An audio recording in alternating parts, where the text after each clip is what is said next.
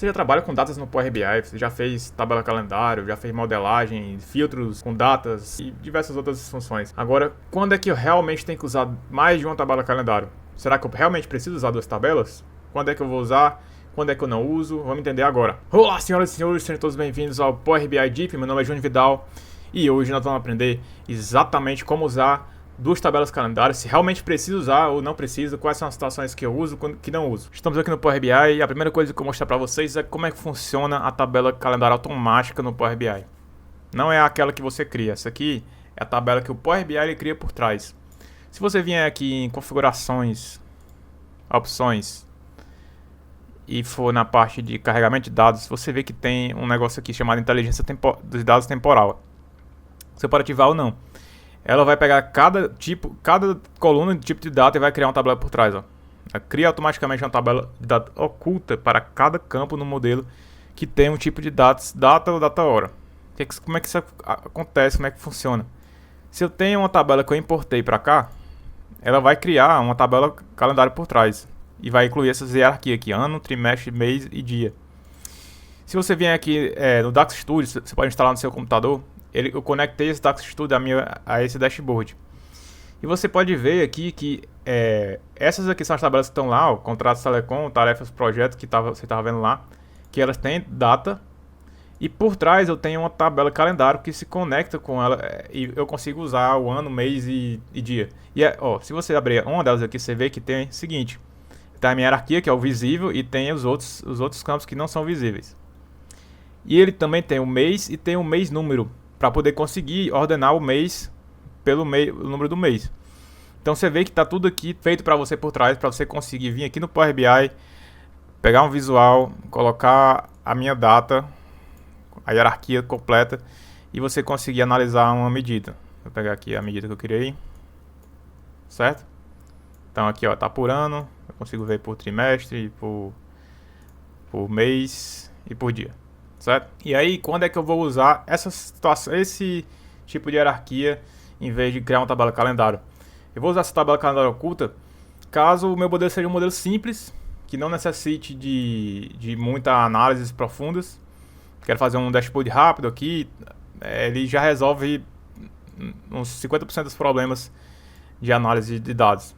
Então, é uma solução usar a tabela automática.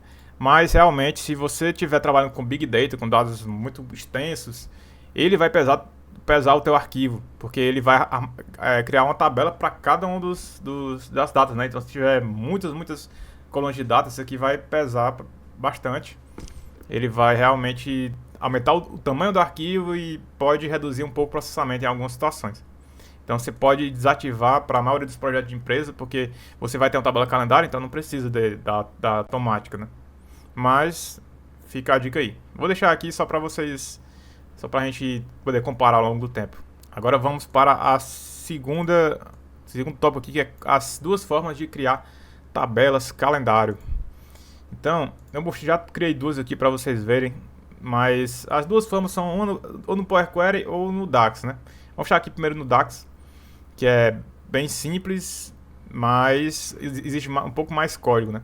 Enquanto um Power Query exige menos.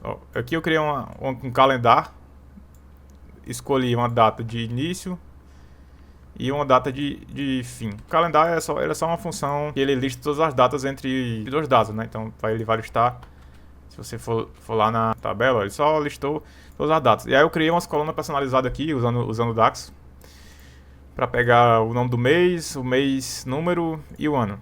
Simplesinha, não sem muita informação.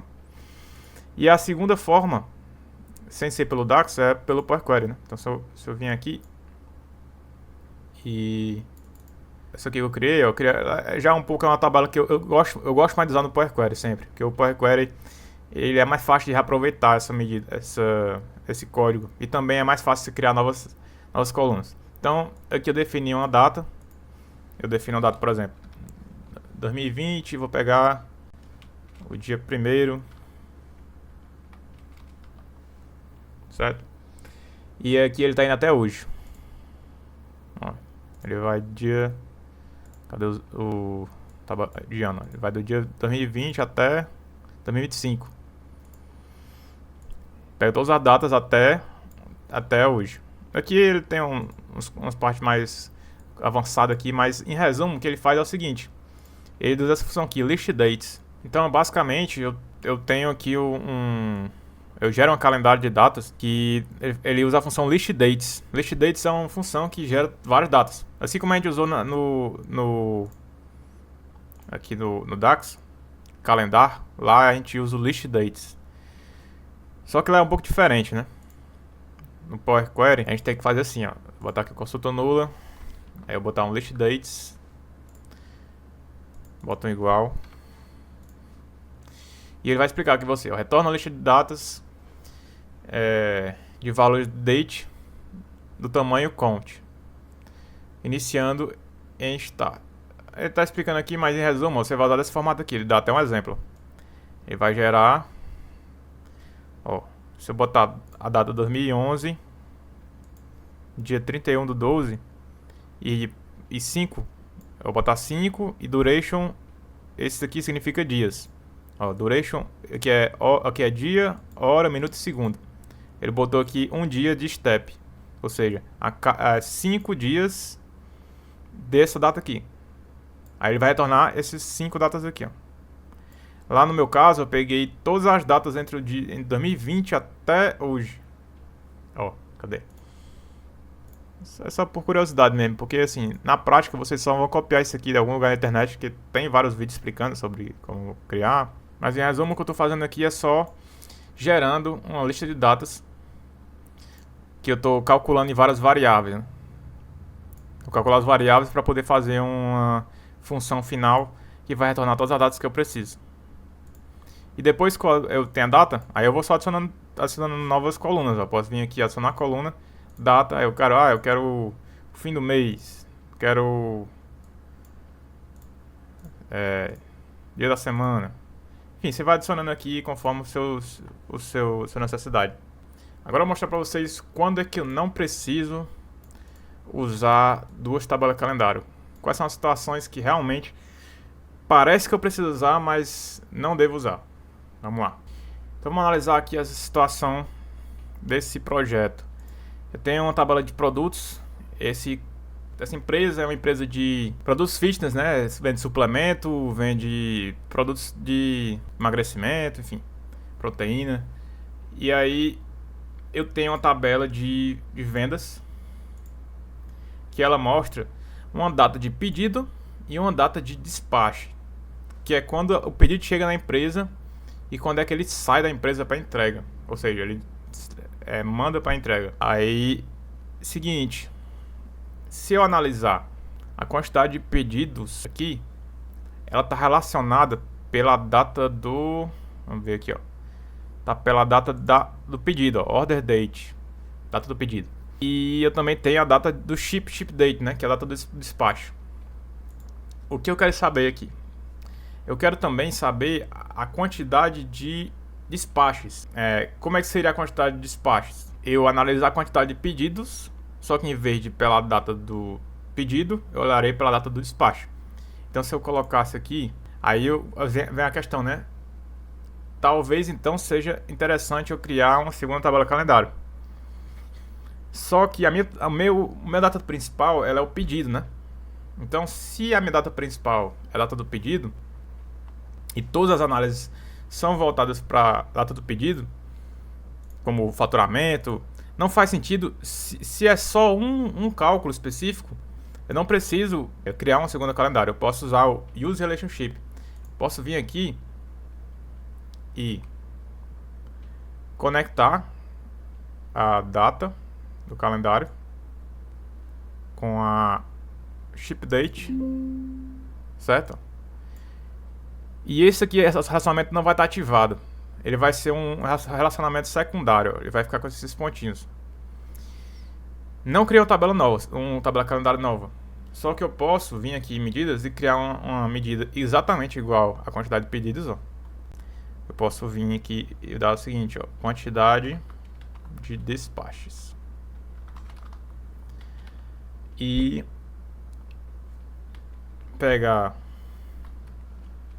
usar um calculate para mudar o contexto da quantidade de pedidos use relationship, eu vou usar a minha relação que está desativada. Eu vou tirar a relacionamento pela data do pedido e colocar a data de relacionamento pela data do despacho.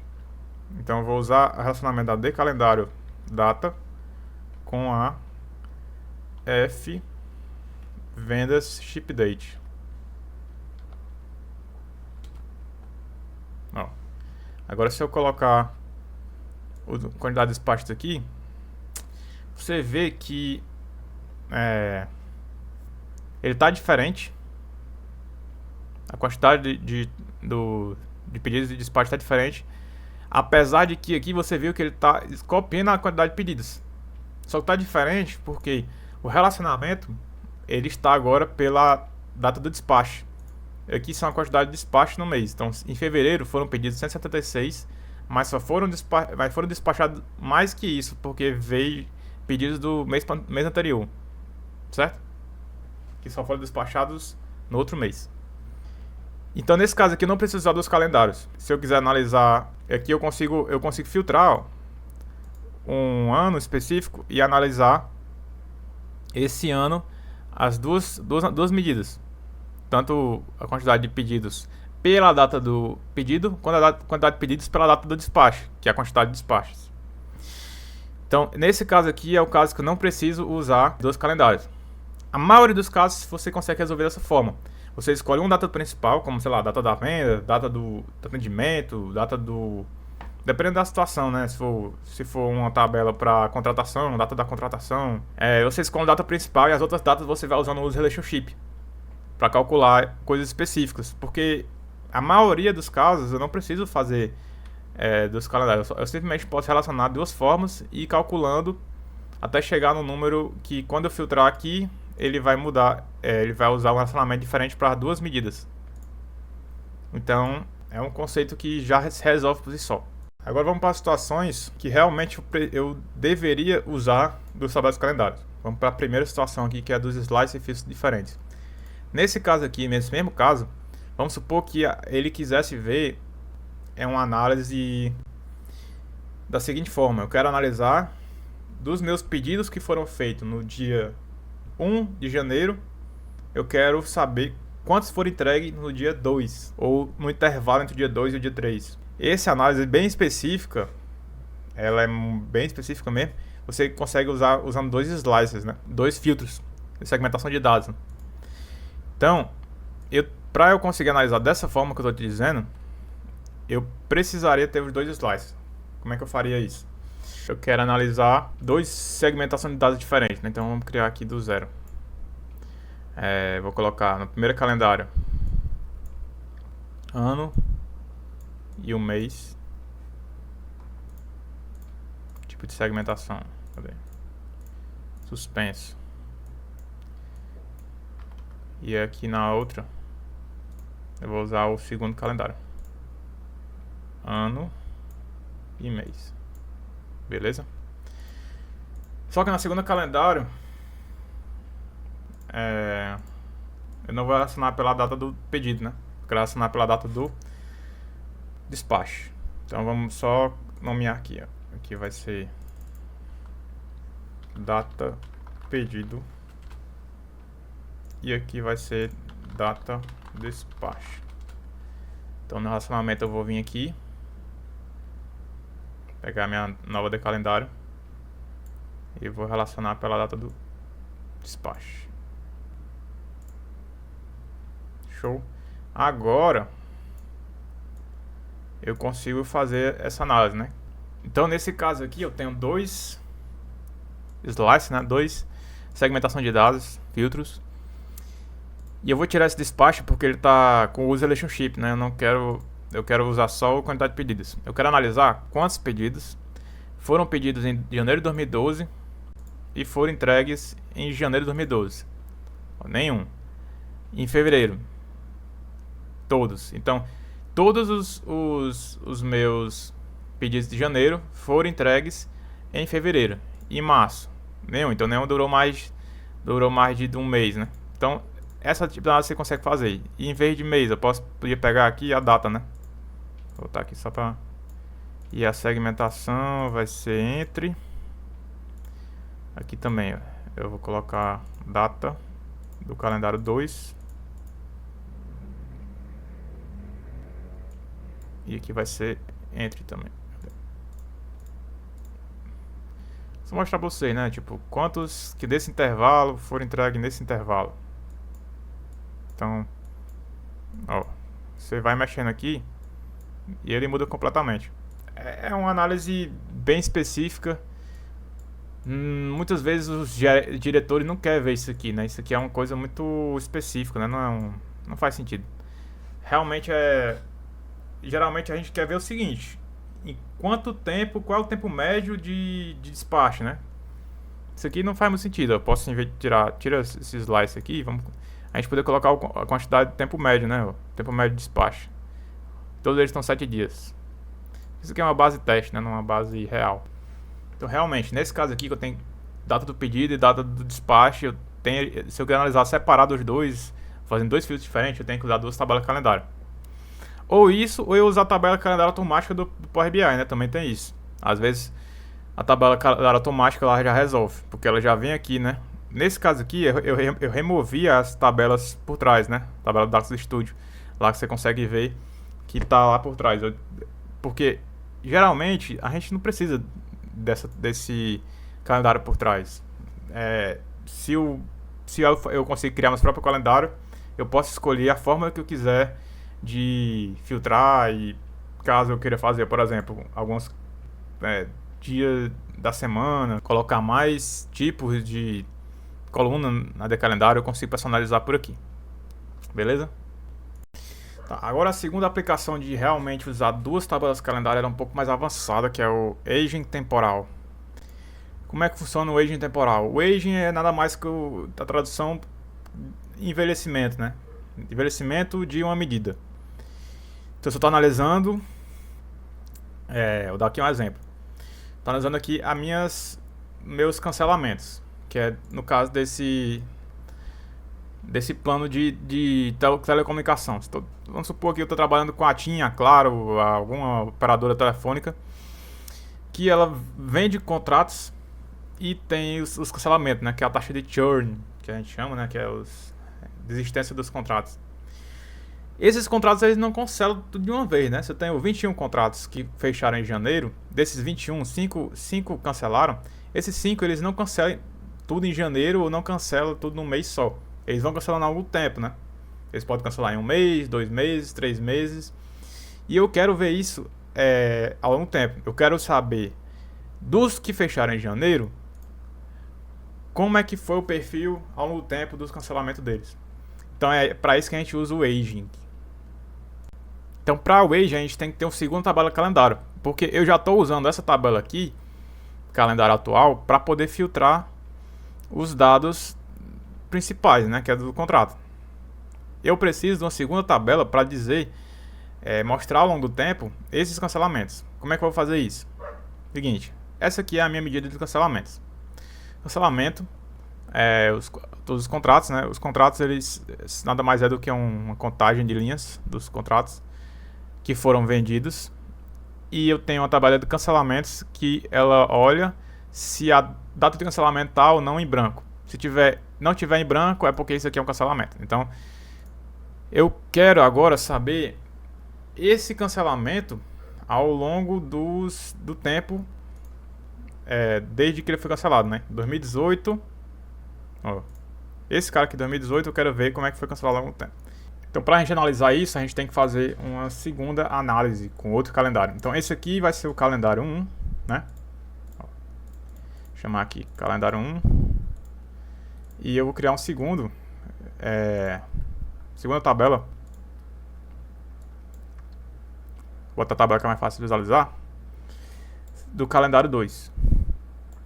Certo? E a gente vai colocar aqui o calendário auxiliar. Então, vai ser o ano, o mês e a data.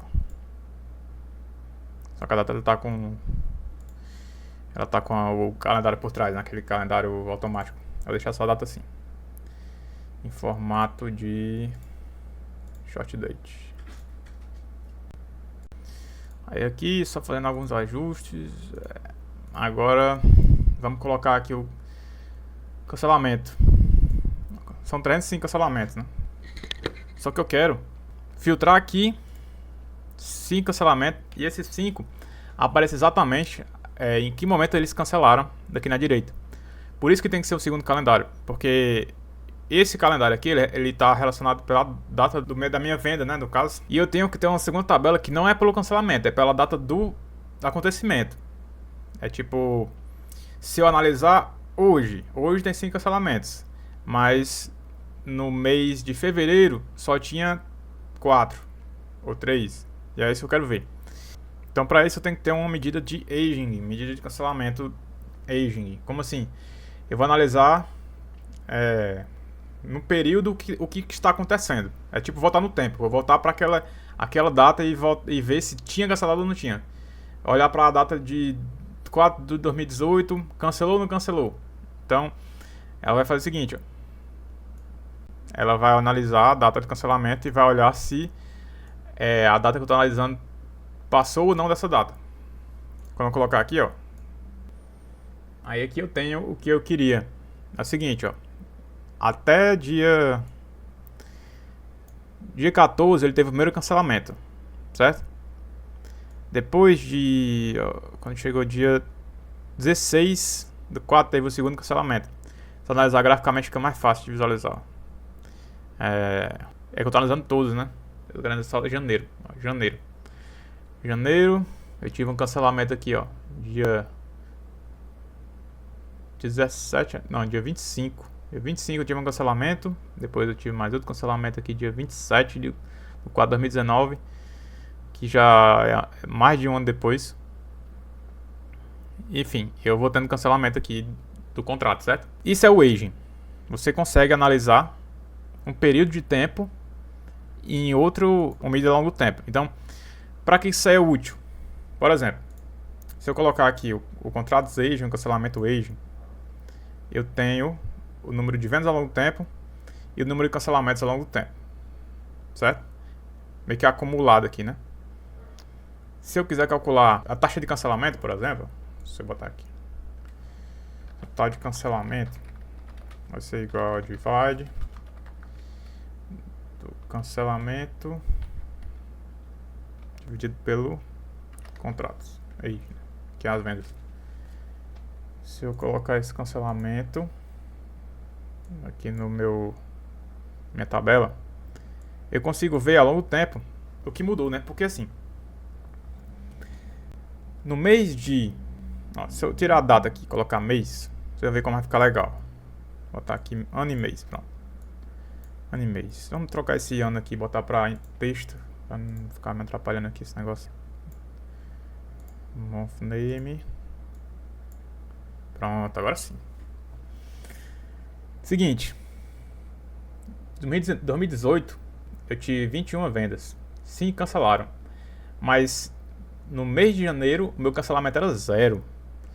No mês seguinte, um mês depois, né, a gente tem um cancelamento já.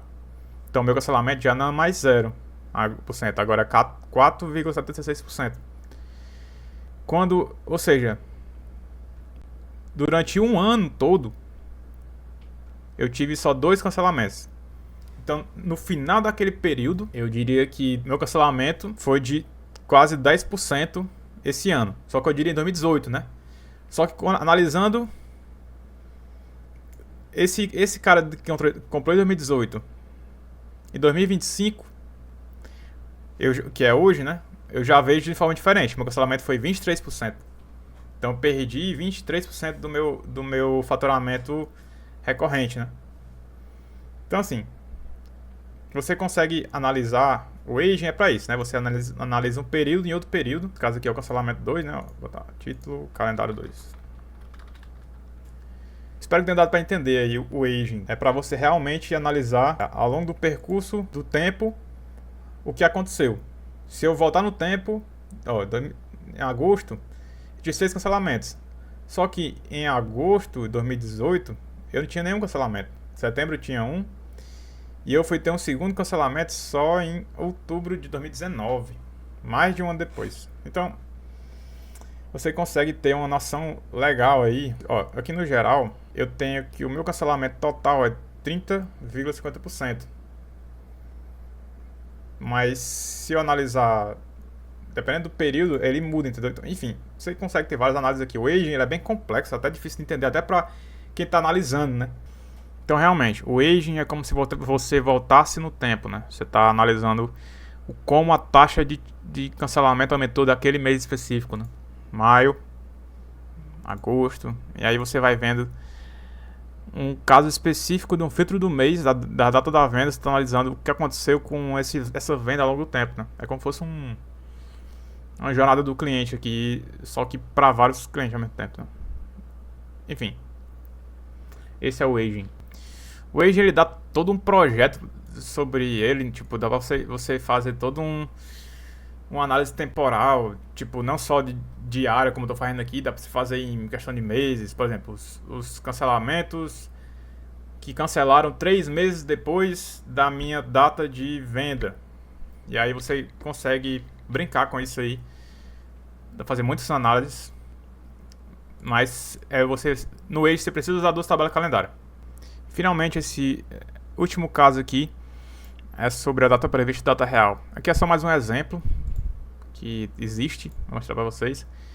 Esse aqui é um exemplo de projeto, tarefas de projeto, que pode ser projeto pessoal, projeto de empresa, Microsoft Project, Trello, Pipefy, enfim, coisas que tem data prevista e data de conclusão real.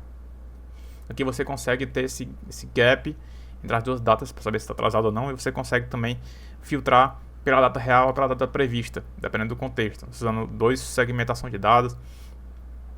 Só para mostrar a vocês que existe também, além da questão da data de entrega, data de venda, data de entrega, data do pedido, data de entrega, data do agendamento, data do comparecimento. Você tem várias formas de você analisar 2 datas, e você só vai usar 2 calendários quando você realmente quiser analisar os 2 contextos no geral, seja com 2 filtros ou seja usando o aging, para você analisar o que aconteceu ao longo do período. Volta no tempo e você pensa, essa galera aqui hoje está cancelada, volta mais um mês, hoje está cancelada, você está voltando no tempo e está enxergando o que aconteceu na época. É tipo, por exemplo, data de nascimento e morte de pessoas, por exemplo, né? Um exemplo bem drástico aqui. Você tem que analisar, naquele período de 2024, tinha quantas pessoas vivas, quantas pessoas mortas. É um exemplo padrão, né? E aí, senhoras e senhores, olha o que você aprendeu até agora. Você aprendeu sobre as tabelas automáticas do Power BI, você aprendeu sobre como criar tabelas calendário, seja no Power Query, seja no DAX. Você aprendeu em que situações você tem que usar 2 tabelas calendário, em que situações você resolve só com o Use Relationship. E é isso. Até a próxima. Curte e se inscreve caso tenha gostado do vídeo. Tchau, tchau.